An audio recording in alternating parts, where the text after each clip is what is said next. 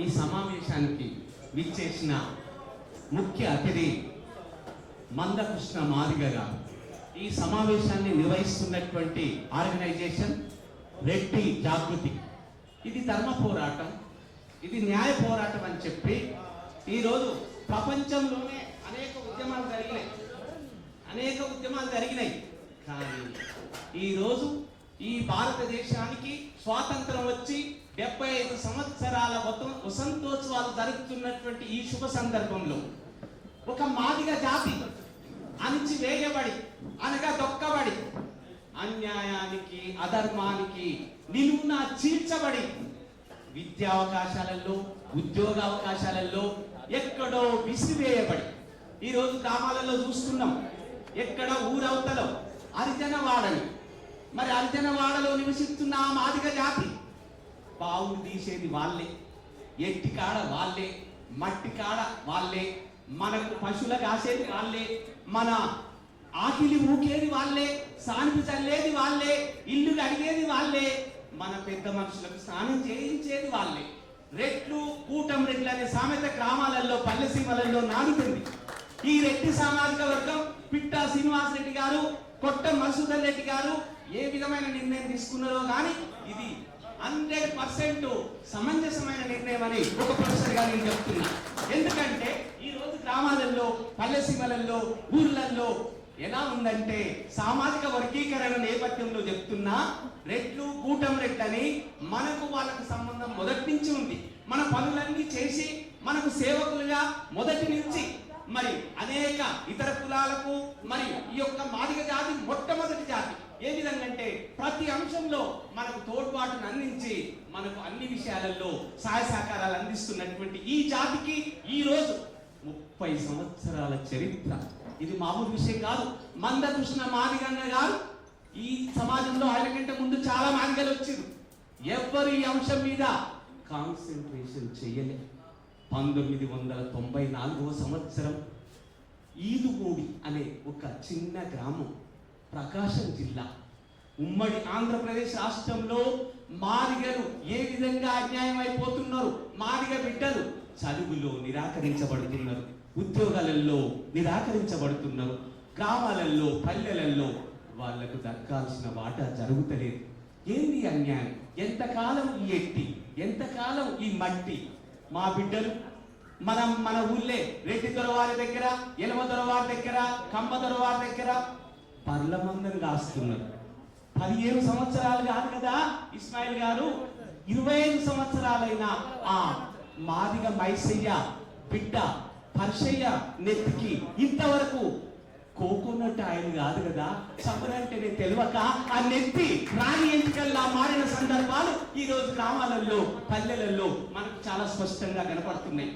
అదే ఆ పర్షయ్య కొడుకు, అదే ఎల్లయ్య కొడుకు, అదే మరి ఆ రామయ్య కొడుకు, పక్క రెడ్డి పిల్లలు, పక్క ఇతర కులాల పిల్లలు నెత్తికి సమరు పెట్టుకొని నీట్గా తయారై మరి స్కూల్ పోతున్న ఈ సందర్భాలను చూసిన తర్వాత మందకృష్ణ మాదిగన్న మనసు చలించిపోయి, ఎట్లరా నేను పోయినా నా తరం పోతుంది, రేపటి తరం కోసమైనా ఇప్పుడు ఈ భారత రాజ్యాంగాన్ని రచించింది 75 సంవత్సరాలు వసంతోత్సవాలు జరుపుకుంటున్న ఈ శుభ సందర్భంలోనైనా మరి ఎట్లా ఆ నరేంద్ర మోడీ ప్రధానమంత్రి గారి దగ్గరికి పోయి, ఇక మీరు చేయకపోతే ఈ జీవితంలో ఈ యొక్క రేపు రాబోయే తరాలలో కూడా మా మాదిగ జాతికి అణచివేతకు, అన్యాయానికి, అధర్మానికి, అసత్యానికి గురైతం తప్ప న్యాయమైన పోరాటాన్ని ఎంచుకున్నా నా వ్యక్తిగతంగా కాదు, నా ఇంట్లోకి వచ్చే పోరాటం కాదు, నా మాదిగ జాతి బిడ్డలను భవిష్యత్తులో సరి అయిన ఈ యొక్క రిజర్వేషన్ బ్యాక్వర్డ్ క్లాసెస్ బీసీలలో ABCD ఈ విధంగా రిజర్వేషన్ పాలసీ ఉన్నప్పుడు మా మరి షెడ్యూల్ క్యాస్ట్ మా ఎస్సీ కులంలో ఎందుకు ఉండకూడదు? మాకు దక్కాల్సిన అవకాశాలు, విద్యా అవకాశాలు, ఉద్యోగ అవకాశాలు, ఇతర అవకాశాలు ఇంకొకరు తీసుకుపోతుంటే ఎన్నాళ్ళని, ఎంతకాలమని? ఆ రోజు పల్లెలలో మట్టి కాడ, బావులు దవ్వే కాడ, నాగళ్ళు దున్నే కాడ అనేక పనులలో మేమేమైతే అన్ని పనులు చేసినా ఆ గద్దర్ గారు పాడిన పాట, అన్ని పనులు చేసినా నీకు అంగోస్త్రమే లేదా అంటే శరీరానికి ఒక వస్త్రం సరిగా లేదు.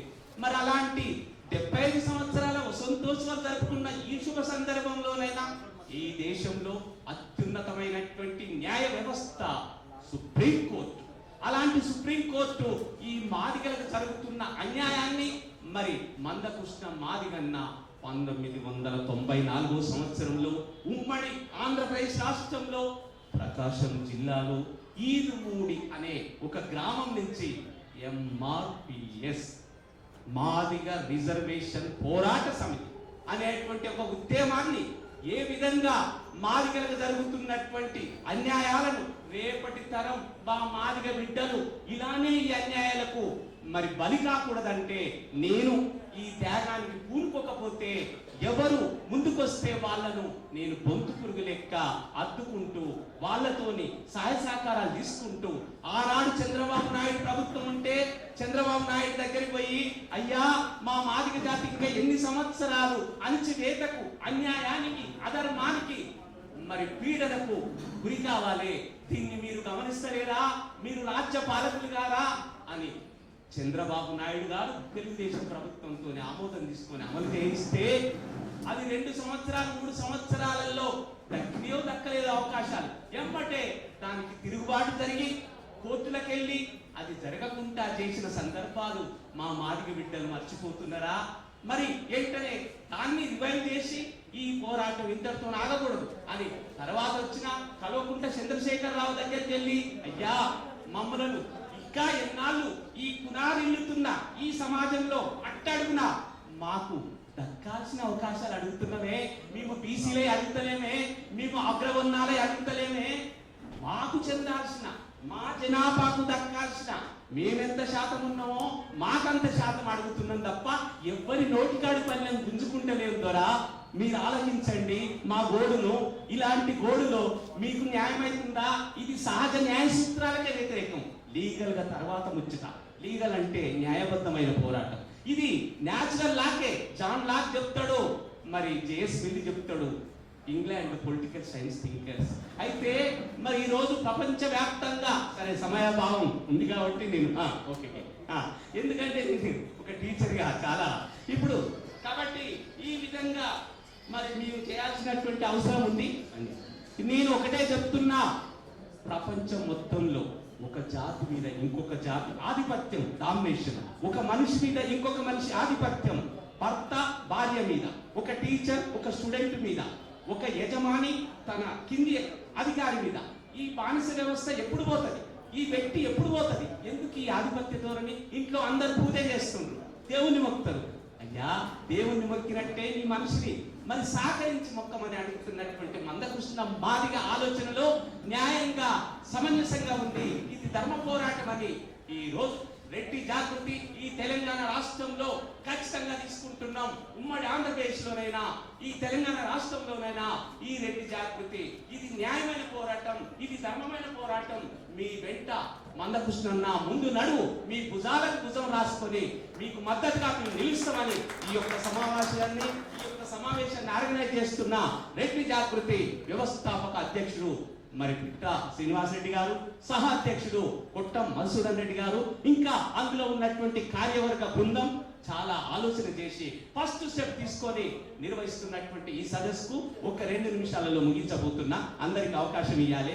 మరి సమానత్వం, స్వేచ్ఛ, సౌభ్రాతృత్వం అని రాజ్యాంగంలో రాసుకున్న మనం డాక్టర్ బిఆర్ అంబేద్కర్ భారత జాతికే రత్నం లాంటి వాడు, భారత రత్న డాక్టర్ బిఆర్ అంబేద్కర్ గారు ఏ విధమైనటువంటి మరి ఇబ్బందులకు గురైందో, మాన్య శ్రీ కాంశీరామ్ గారు ఏ విధమైన ఇబ్బందులకు గురైందో అవన్నిటిని తలుసుకొని న్యాయమైన పోరాటం, సమంజసమైన పోరాటం, అన్యాయానికి గురైతున్నటువంటి షెడ్యూల్డ్ కులాల జాతికి మరి నేను వివరంగా మరి ఒక ఈ రిజర్వేషన్ ఫలాలను అందించాలనే ఒక సదుద్దేశంతో సద్బుద్ధితో మరి అన్ని వర్గాలను కలుపుకుంటూ ఈ రోజు ముందుకెళ్తూ ప్రపంచ వ్యాప్తంగా ఆధిపత్య ధోరణిని వ్యతిరేకించిన మార్టిన్ లూథర్ కింగ్ నల్ల జాతీయుల మీద, అమెరికా నీగ్రోల మీద మరి వ్యతిరేకంగా జరుగుతున్న శ్వేత జాతి దురహంకారాన్ని ఎత్తి చూపి, ఎంతకాలం అండి మీరు మనుషులే, మీ మనుషులమే, ఇదెక్కడ అన్యాయం అండి, మేము బై